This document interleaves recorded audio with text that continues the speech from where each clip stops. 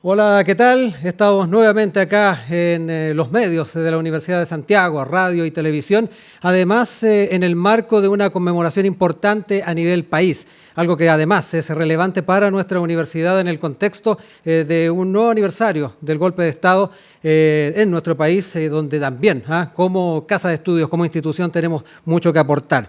Y dada la relevancia que tiene este año, son 50 años, se generó una comisión triestamental que se encargó de ir recopilando diversas propuestas, actividades que se fueron emanando de diferentes instancias de la comunidad universitaria. En ese sentido, rápidamente también se nos viene a la mente parte de lo que estuvimos conversando hace algunos días atrás con el director de extensión de la universidad, Andrés Zúñiga, donde él nos decía en uno de nuestros programas que esta universidad sufrió proporcionalmente a su compromiso con la democracia. Aquí hay una comunidad de estudiantes, de funcionarios desaparecida, muerta. Son elementos que de una u otra forma generan aún más compromiso de nuestra casa de estudios con esto, y de ahí también la relevancia de llevar adelante estos programas que estamos iniciando el día de hoy, bajo el alero, bajo el eslogan de un futuro con historia, algo que también surgió bajo el alero del trabajo de académicos de publicidad, distintos publicistas, donde también se planteó esta idea, y cito particularmente al doctor Armando Muñoz, que él dijo que surge en cuanto somos seres históricos, somos un lugar histórico y por tanto un cuerpo histórico. La historia es parte nuestra, pero también es futuro y seguiremos haciéndola con nuestro país. Sobre esa base fundacional y evolutiva planteamos la posibilidad de seguir aportando al país con la formación de profesionales de alto nivel. Parte entonces de los elementos que están dando vida no solamente a esta conmemoración, al trabajo que llevó adelante esta comisión, sino que además este programa Un Futuro con Historia, que va a dar causa a cada una de estas iniciativas y que empezamos en su primer capítulo el día de hoy en Radio USACH y Santiago TV.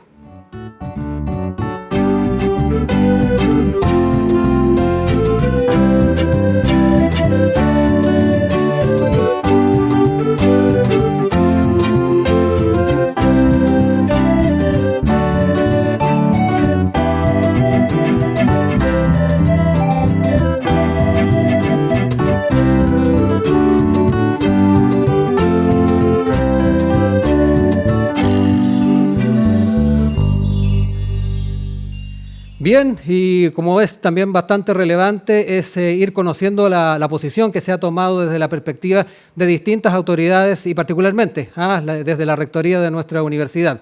De hecho, queremos, en este mismo marco, para dar el puntapié inicial a lo que es esta instancia, escuchar palabras del rector de nuestra universidad, Rodrigo Vidal Rojas, particularmente en lo que tiene que ver con esta conmemoración y las diferentes actividades que se van a estar desarrollando.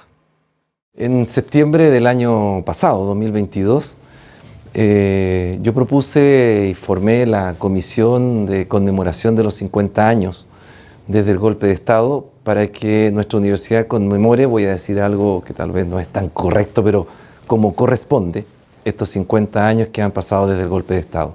Esa comisión se reunió, comenzó a trabajar y realizó un trabajo extraordinario de recopilación de ideas que llegaron de toda la comunidad universitaria. Aquí nadie se restó, académico, estudiantes, funcionarios, no se restaron, hicieron llegar todo tipo de actividades, propuestas de actividades deportivas, culturales, exposiciones, conciertos, música, libros, reedición de libros. Creo que recibimos más de 70 o 80 propuestas que finalmente se transformaron en un programa de 50 actividades aproximadamente. Creo que fue un momento importante. Lo hicimos porque yo por lo menos y todo el equipo, y yo creo que todos estamos convencidos que no es posible construir nuestro presente y construir nuestro futuro si no lo hacemos conociendo nuestra identidad y por lo tanto nuestra historia. Nuestra historia es una historia larga, es una historia de 174 años de vida extraordinaria, con grandes momentos, con grandes hitos, con momentos que queremos celebrar y que queremos recordar, y también con valles de oscuridad. Y uno de esos valles de oscuridad fue sin duda alguna el golpe de Estado militar, que se llama golpe de Estado, que a veces queremos hoy día cambiarle nombre y bajarle el nivel que tuvo. Fue una brutal intervención del proceso democrático chileno y vivimos 17 años de una dictadura militar que quebró muchas cosas en nuestra sociedad. Hoy día estoy contento, hoy día es un día agridulce, por un lado los 174 años de nuestra universidad, por otro lado los 50 años del golpe de Estado. Pero hoy día estoy contento de decir que este programa ya se ha lanzado. El programa ha sido presentado hoy día. Ustedes lo pueden encontrar en las diferentes redes, los diferentes sitios de nuestra universidad.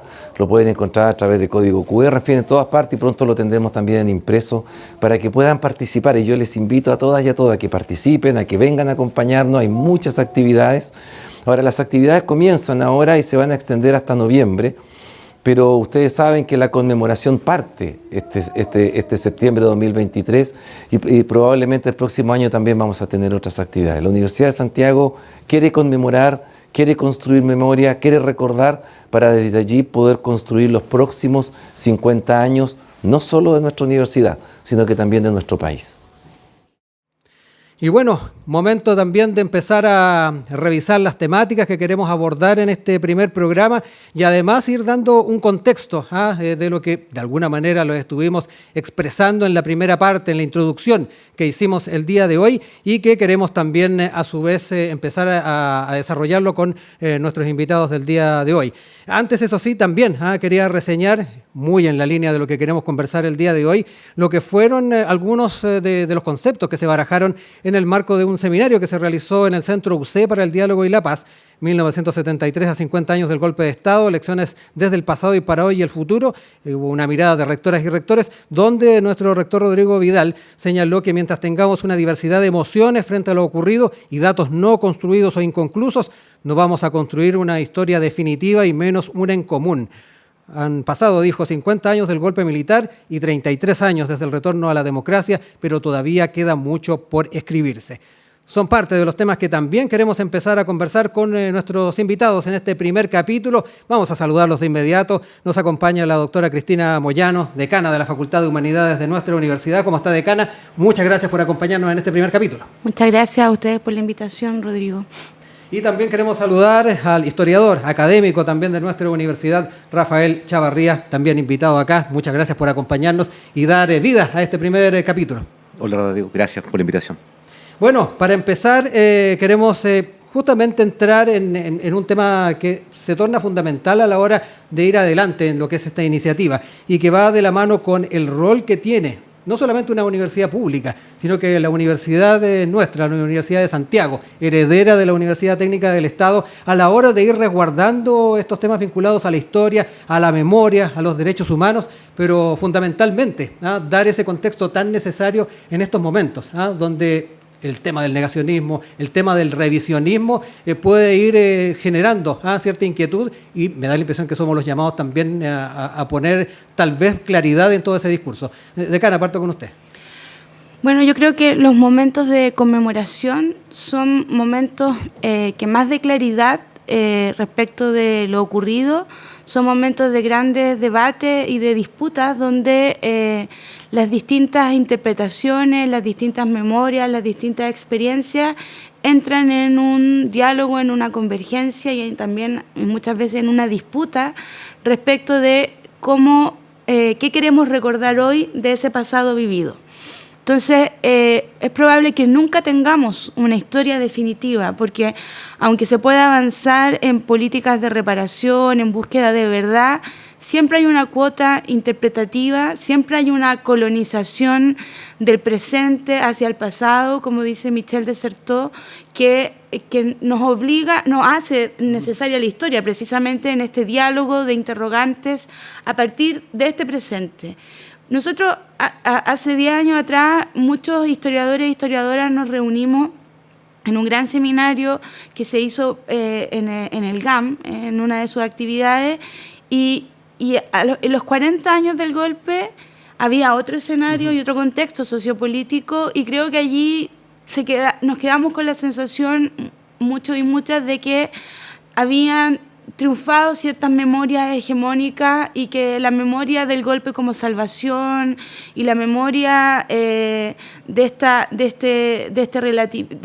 relativismo, de la necesidad de explicar o de darle sentido al golpe de Estado había quedado desterrada, o al menos había quedado bastante, digamos, desdibujada.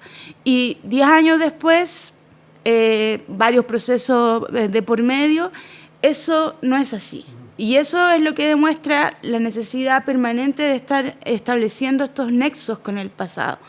Porque hoy proceso constituyente mediante intentos de cambiar la estructura que nos heredó la dictadura, que se inicia ese 11 de septiembre de 1973, removió fuertemente las memorias y vuelve a aparecer esa idea del golpe como salvación, del golpe como algo necesario y justificado a propósito de los posibles errores o las críticas que uno pueda tener al gobierno de la Unidad Popular. Y creo que eso hoy día, como historiadores y como universidad, nosotros estamos llamados a llamar al debate. Porque una cosa es la crítica a los procesos históricos, que siempre está abierta, la crítica interpretativa, explicativa, pero otra cosa es la crítica, la justificación, la relativización de hechos que nosotros no podemos hoy día poner en cuestionamiento. Eso forma parte de la cultura democrática y creo que como universidad es nuestro deber promover esos diálogos sin, por ello, establecer censuras a priori, valorando la diversidad, pero también diciendo hay un marco civilizatorio, una política de derechos humanos que nosotros tenemos que respetar. Sí. Profesor Chavarría, también en esta misma idea, y a propósito de algunos de los conceptos que planteaba la decana, está el tema de la relativización. Una relativización que a partir de algunas encuestas que han surgido en torno a lo que algunas generaciones más recientes ven en la democracia, también en figuras autoritarias, pone también el compás de preocupación respecto a cómo apuntamos en ese tipo de cosas. Y además el tema no menor de ir alimentando e ir cuidando lo que es la memoria. No dejarla marchitar, no dejarla en el tiempo, a propósito también de lo que la decana señalaba de la conmemoración de los 40 años, donde parecía que estaba todo bastante claro respecto a responsabilidades, a conceptos. Sin embargo, esto se ha ido, tal como lo decíamos, relativizando. Sí, fíjate, yo creo que aquí hay un punto importante que lo comentaste al principio, con el rol que tenemos nosotros como académicos y académicas de las universidades públicas, ¿ya? O sea, hay un deber de por medio, pensando de que la Universidad de Santiago y que antes la Universidad Técnica del Estado tenía una presencia nacional. O sea, lo que pasaba en la historia de Chile también pasaba en la universidad. O sea, tenía una relación, no sé, de Arica hasta Punta Arenas, y podíamos decir que la Universidad Técnica, en ella ocurría la pequeña historia de Chile. Sí. Quizás no ni tan pequeña, pero toda la institucionalidad que se pensó durante el periodo, en términos democráticos, en términos de las disputas políticas, también ocurría dentro de la universidad. O sea, habían debates ligados al mundo del trabajo, habían debates políticos, habían debates culturales, habían conexiones con el mundo de la industria, habían conexiones con el mundo sindical y conexiones reales. O sea, no estamos hablando que esto es meramente panfletario o en el discurso. No. O sea, la Universidad Técnica tenía sedes con universidades regionales, con radios en todo Chile, y había un vínculo también con el convenio que se hizo en ese tiempo con la Central Única de Trabajadores, sí. El convenio CUT-UT, que en el fondo duplicaba o triplicaba la cantidad de repercusión que podía tener el quehacer universitario en el mundo de los trabajadores organizados. Entonces, eso ocurrió. Y hay que evidenciarlo. O sea, aquí no estamos hablando de que era un porcentaje mínimo lo que pasaba en torno a la Unidad Popular o lo que pasó antes con la reforma, el 68, sino de que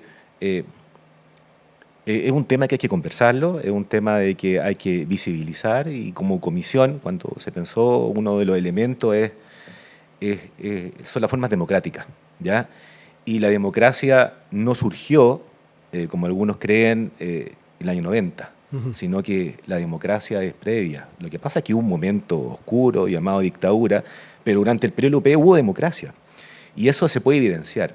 Y una de las instituciones, en el fondo, que fortaleció y que forjó la democracia fue la Universidad Técnica. O sea, ¿cómo le damos participación efectiva, por ejemplo, a trabajadores que tienen tan solo una capacitación mínima y que puedan validarse en la universidad? Bueno, con el convenio CUT-UT, cómo en el fondo hacemos llegar actividades culturales pensadas en términos muy centralistas a distintas regiones, con el convenio CUT-UT, con la Secretaría de Extensión y Comunicaciones que tenía la universidad.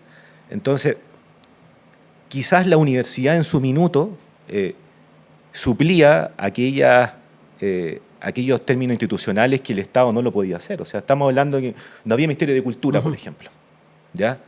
Pero la universidad funcionaba como un pequeño Ministerio de Cultura.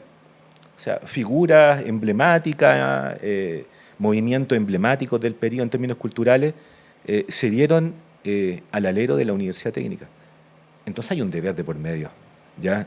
Un deber de por medio de relevar aquello e indicar de que todo va por una cultura democrática, Sí. No tan solo desde ahora, sino que relevar el momento de la Unidad Popular. Importante, decana, lo que plantea el profesor desde el punto de vista de ir deselitizando muchas situaciones que se daban en aquella época. Sabemos que el acceso a la educación superior era complicado. También lo que planteaba en torno al acceso a la cultura. Hay muchos elementos donde se sembró un germen en nuestro país y que lamentablemente en el marco de la dictadura se vio truncado. Pero en estos momentos, en estos 50 años, me da la impresión, tal como lo dice el profesor, que es muy pertinente el poder traerlos nuevamente a colación. Sí, porque permite resignificar primero el rol que tenían o que jugaban las universidades del Estado en ese momento. Creo que hoy día estamos muy lejos si miramos ese contrapunto de lo que hace la universidad estatal, de lo que hacía la universidad estatal en los años previos al golpe. Estamos muy lejos, por ejemplo, del concepto de democracia universitaria que se desarrolló en el marco de los movimientos sociales hasta la rectoría de Enrique Kirber en nuestra universidad y lo que significó la reforma universitaria. Estamos muy lejos de esa conexión con el mundo del trabajo, con el mundo territorial, y creo que ese contrapunto al que colabora la historia es un contrapunto que, por un lado, nos dice, bueno, esto no terminó siendo, ¿cierto? O sea, pero generó múltiples posibilidades. O sea, hubo intentos, algunos efectivamente se lograron y precisamente por eso fue tan fuerte el proceso represivo, precisamente porque se estaban cultivando fuerzas importantes en la dinámica de lo que hoy día conocemos como una democracia sustantiva o un proceso de democratización real, no solo institucional, no solo, digamos, de la vida política de las élites.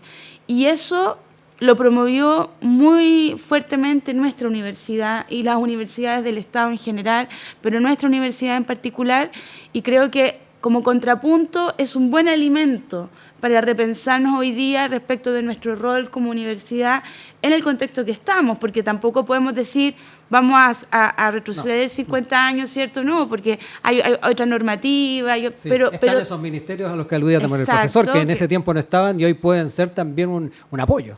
Exacto, no había Ministerio de Ciencia ni nada de eso, pero hoy día podemos repensar esas potencialidades que quedaron truncas, como plantea Gabriel Salazar en alguno de sus textos, como posibilidades a desarrollar en el futuro, en otros contextos que adquieren otro sentido, pero ahí están esos pequeños ejemplos que nos dejó la historia y que terminaron abruptamente el 11 de septiembre del 73.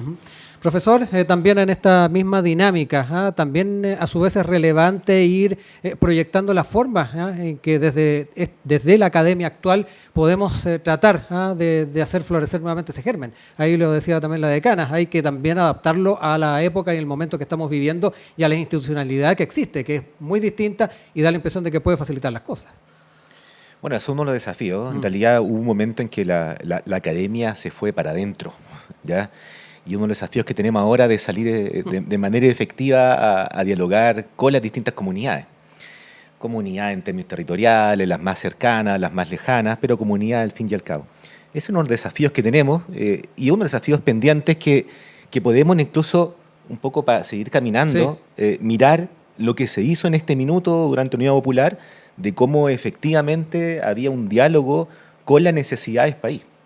Entonces, que la universidad incluso está avanzando. Se repensó nuevamente este convenio, ya no convenio CUT-UT, sino que convenio USACH-UT, y también pensar las universidades que en su minuto integraban la Universidad Técnica del Estado, las universidades que son regionales, y ver cuáles son las necesidades reales que tienen las distintas instituciones del país, las distintas comunidades, en fin, entonces, o las distintas disciplinas. Yo creo que uno de los desafíos que tenemos en la actualidad como universidad, y insisto, hay que mirar un poco para atrás que esto no es nuevo, o sea, no es fundacional, ¿ya? En ese sentido también, decana, ¿qué desafíos hay, algo más puntual, qué desafíos hay para la historia, para la formación también a la hora de pensar en acompañar estos procesos? Bueno, para los historiadores e historiadoras, estos momentos de conmemoración son siempre momentos como de mucha eclosión conceptual, analítica, y creo que un desafío que tenemos nosotros en ese plano es lograr salir de las barreras estrictamente académicas y lograr generar un diálogo con la comunidad para... Primero, yo creo que con un sentido de evitar, por ejemplo, porque eso es parte de las funciones de la historia, evitar las construcciones románticas, heroicas, acríticas, que eso lo podrán hacer distintos actores porque están en su libertad de hacerlo, pero nosotros tenemos el deber de poner el punto crítico, pero de ponerlo de una manera en que puedan participar los distintos actores, en que nuestro lenguaje conceptual analítico permita repensar las realidades de manera más compleja.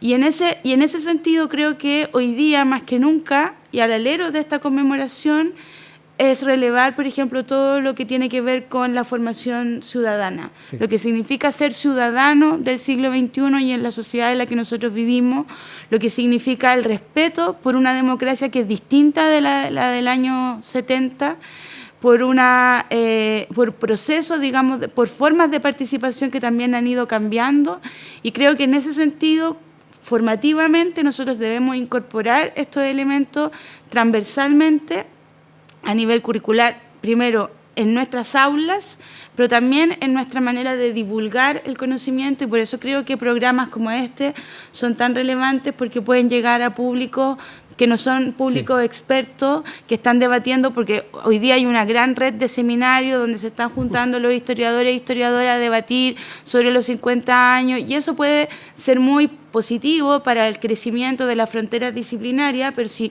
ese conocimiento, ese saber no se conecta con las posibilidades de darle otra vuelta de tuerca a repensar y revisitar esto que hemos revisitado tantos años y que además es una herida que está ahí permanentemente abierta, no va a servir de mucho. Y profesor, también en la misma línea, ir analizando y también analizando las posibilidades que se abren desde la perspectiva histórica.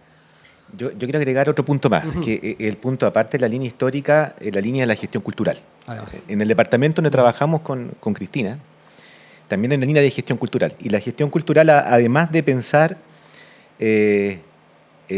una historia situada, también piensa las posibilidades de desarrollo dentro de ese espacio.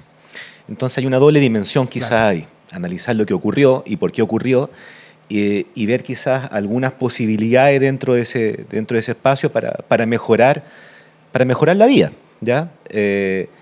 Ahora, esa mejora de la vida va siempre bajo una línea política, es decir, el pensar la política pública de por medio.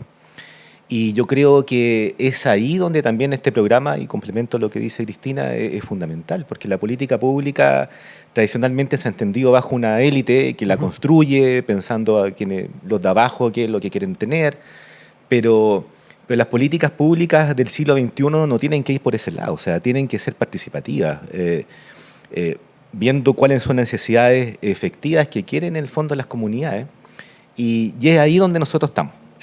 Y es ahí, incluso cuando pensamos el programa de los 50 años, no el contenido mismo, sino que las líneas y los ejes programáticos, cómo pensamos de manera participativa real, que incluso no fuera triestamental, sino que estamos hablando multiestamental, porque quien integró la comisión fueron académicos, académicas, funcionarios, egresados, distintas agrupaciones gremiales.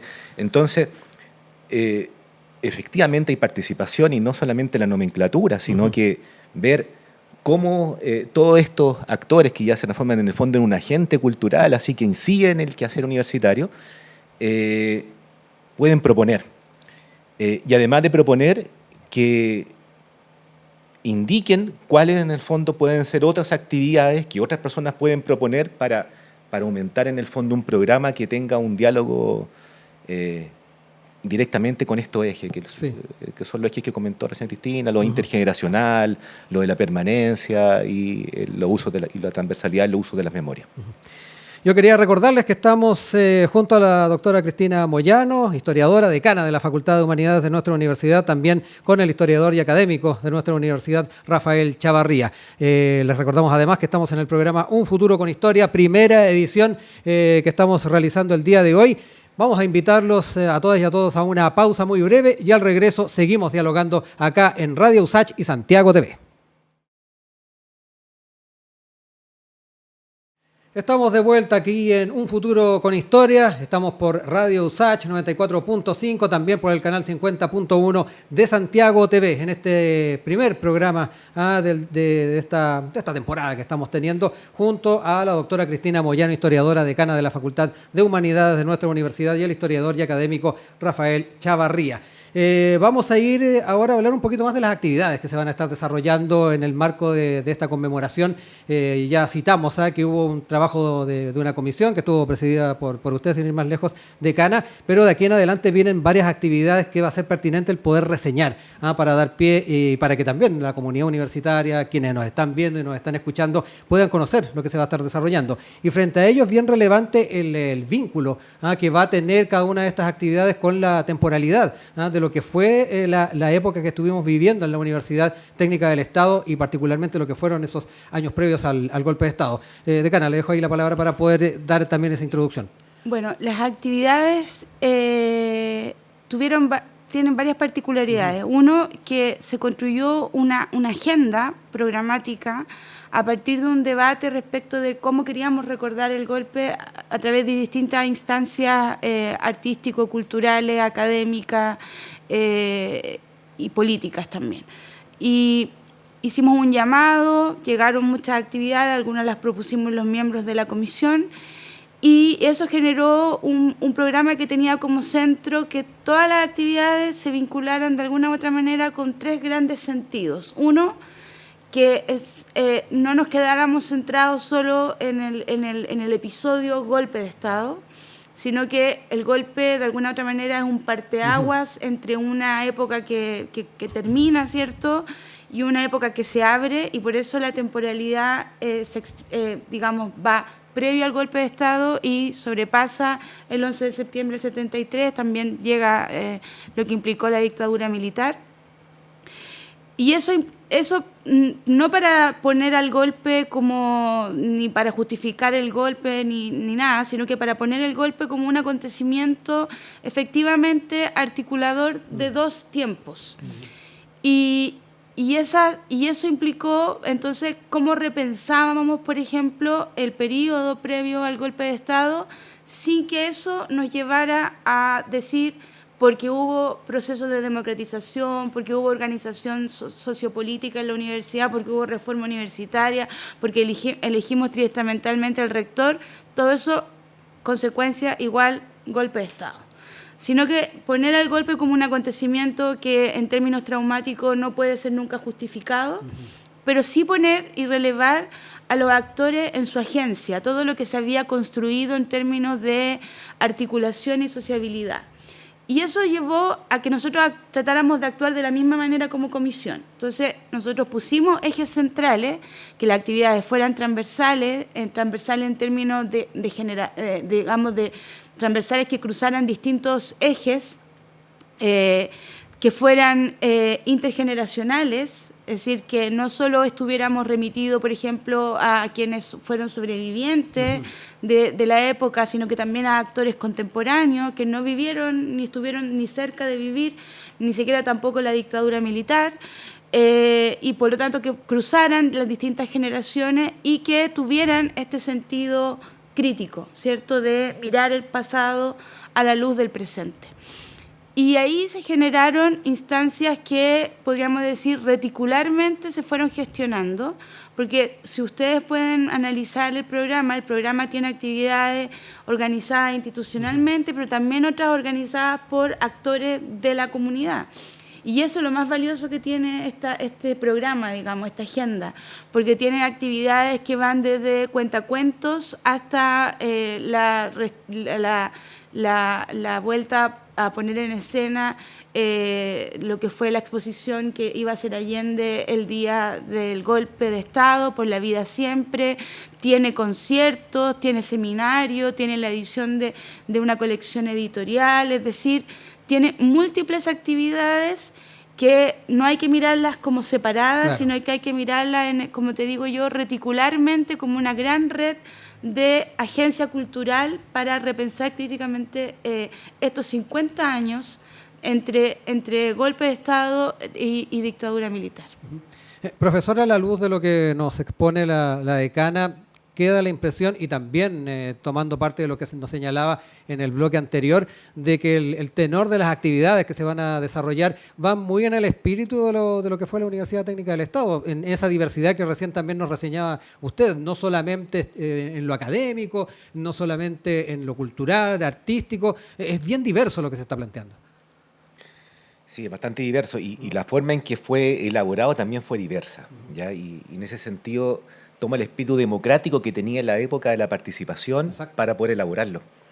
En ese sentido me interesa relevar 3. Yo creo que son muchas las actividades, son más de 50, así que para que nadie se sienta dañado, creo que hay 3 que son importantes. Yo creo que una de las más importantes corresponde a la reedición, o quizás más que la reedición, a la puesta en escena de la exposición que se iba a hacer el 11 de septiembre de 73, por la vida siempre, sí. Que es una exposición que es completamente esperanzadora, o sea, que evitaba la guerra civil, era una exposición que llamaba a la no violencia, que llamaba al diálogo, ¿ya? Algo que 50 años después sigue estando pero completamente vigente. Entonces, yo creo de que esta exposición, que va a ser inaugurada también, no sabemos efectivamente qué día, esperemos que sea el mismo 11, aunque es un poco complejo. Simbólico. Claro, en el mismo lugar, por las personas que diseñaron la exposición, sea realizada. Esa exposición, uno de los aspectos interesantes, a propósito de lo que dije antes, era que, bueno, se iba a inaugurar en todas las sedes de la Universidad Técnica en su minuto, pero también se iba a inaugurar en todas las sedes sindicales de Chile. O sea, era una exposición, no sé, de 2x3, gigantesca en todo el frontis de la Casa Central, pero también había una edición facsimilar que fue repartida por las distintas fábricas y que se iba a hacer una inauguración en el mismo momento en todo Chile, que también es histórico si lo vemos en términos de gestión cultural y una capacidad de producción y de logística que conlleva ser tamaña empresa. Entonces, ese es quizás uno de los lugares, una de las apuestas más simbólicas que tiene el programa. Pero no solamente lo simbólico lo que trabajamos en términos programáticos, porque si bien es importante, también hay que pensarlo en términos intergeneracional. Sí. Y que piense la permanencia, ¿ya? Y hay 2 proyectos que me atrevo a relevar. Uno es una colección de libros donde hay algunas reediciones mejoradas, que eso lo está dirigiendo el doctor José Santos, que esperamos tener ahí no solamente en septiembre, sino que pensar todo el año para distintos lanzamientos con libros que sean digitales, gratuitos y que el acceso sea público. Libros que van desde los académicos hasta libros de difusión para dar a conocer distintas visiones testimoniales, historiográficas, literarias, de lo que representa todo el periodo. O sea, estamos hablando de un periodo más o menos del año de la Reforma, de 1968, hasta el 89, 90. Entonces es un periodo bastante largo. Y el tercero que me interesaría relevar es pensar a la universidad como un museo, ¿ya? La mayoría de las universidades, tanto públicas como privadas, tienen museos.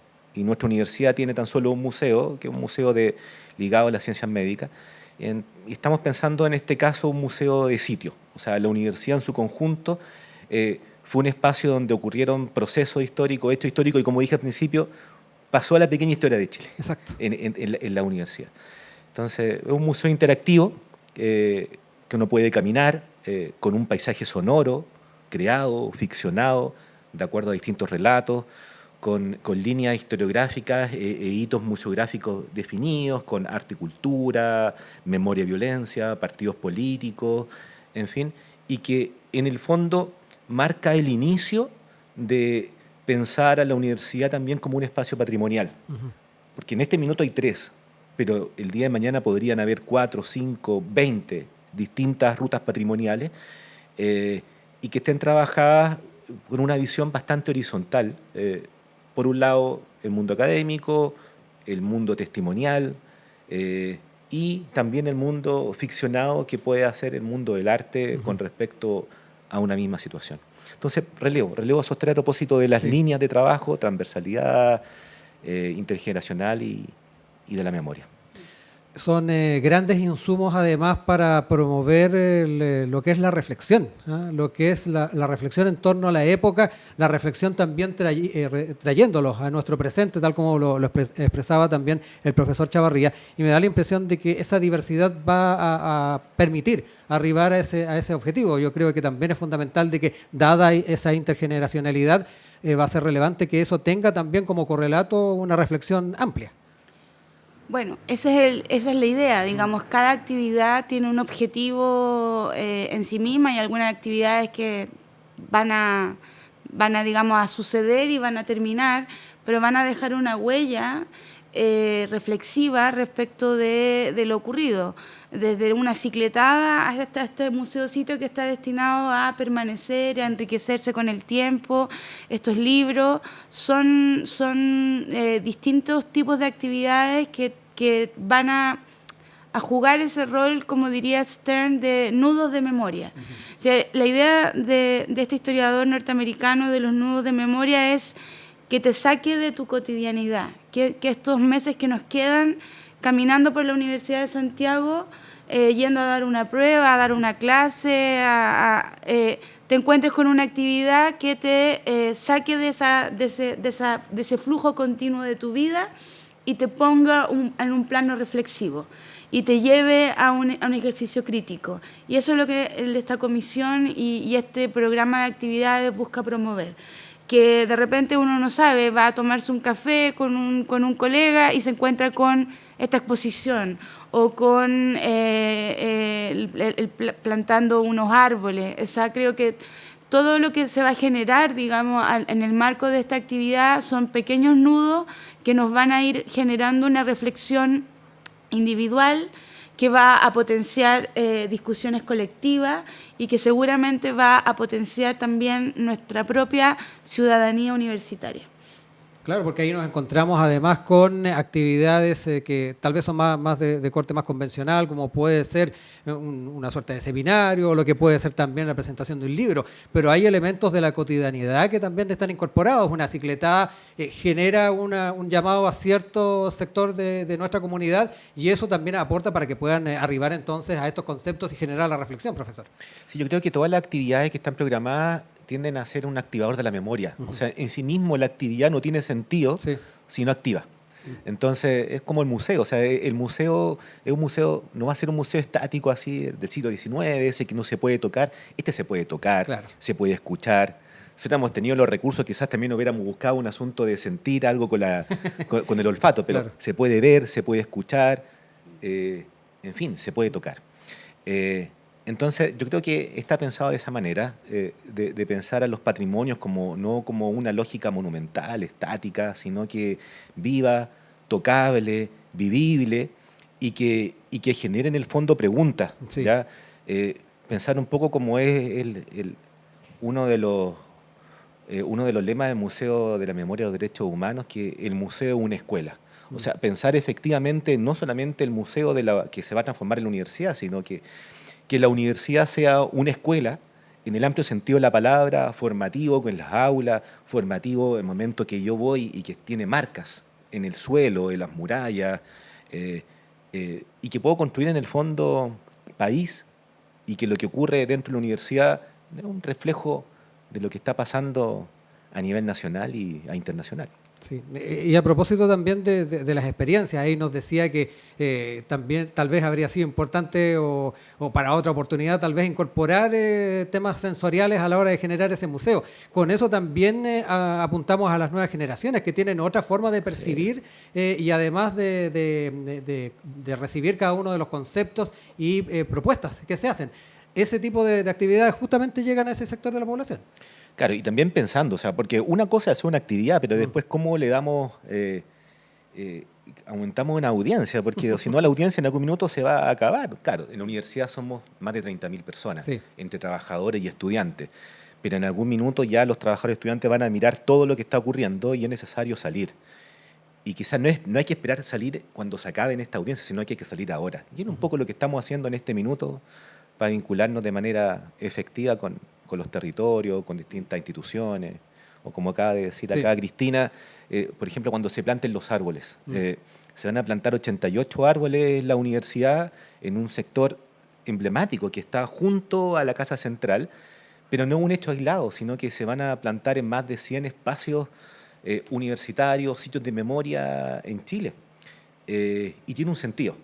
Y cada sentido no está dado, uno puede decir, esto está dado por el gobierno, está dado por el ministerio. No, los sentidos están dados por cada una de las instituciones. Entonces, nosotros le damos sentido por nuestros ejecutados, por nuestros desaparecidos y desaparecidas, pero otras personas le pueden dar sentido, a las personas que siguen vivas, a los familiares, a la lucha de las mujeres, a los niños, a las diversidades, a los pueblos indígenas, que son las luchas actuales, contemporáneas, y que en el fondo también dialogan con esas luchas que se dieron hace 50 años y que, bueno, lamentablemente sabemos todo lo que ocurrió, porque eso nos hubiera gustado no tener 88 árboles en la universidad. Sí. No por las razones que los vamos a tener. Exacto. Bueno, hemos estado hoy conociendo parte de lo que van a ser estas actividades que se van a estar desarrollando. Antes de ir ya cerrando, nos quedan los últimos minutos de programa y quería aprovechar esta instancia también con ustedes para que hagamos esa primera invitación.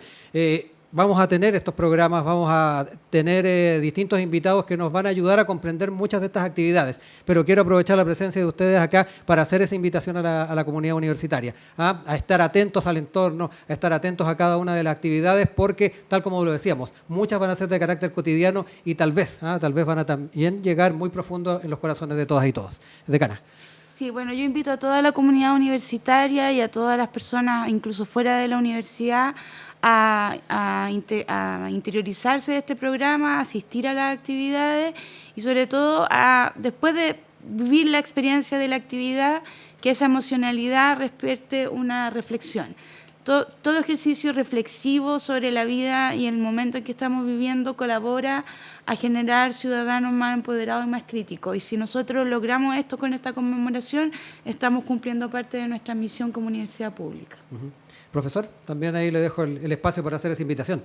Bueno, la invitación a todas y a todos, estudiantes, funcionarios, vecinos de la Estación Central y vecinas, a que participen de la actividad y se hagan en el fondo cargo. Pueden revisar ahí la página web de la Universidad de Santiago de Chile, la usach.cl, y las actividades no finalizan en septiembre, sino que hay un programa vasto que comienza ahora en julio y termina en diciembre. Así que, invitados todos y todas a poder participar. Eso es bien importante, lo que tiene que ver con la comunidad que está alrededor de nuestra universidad, que también se hagan partícipes. Eso yo creo que también es importante subrayarlo, ¿no? Sí, los conciertos y todas las actividades son de carácter gratuito y abiertas, así que están todos invitados a participar.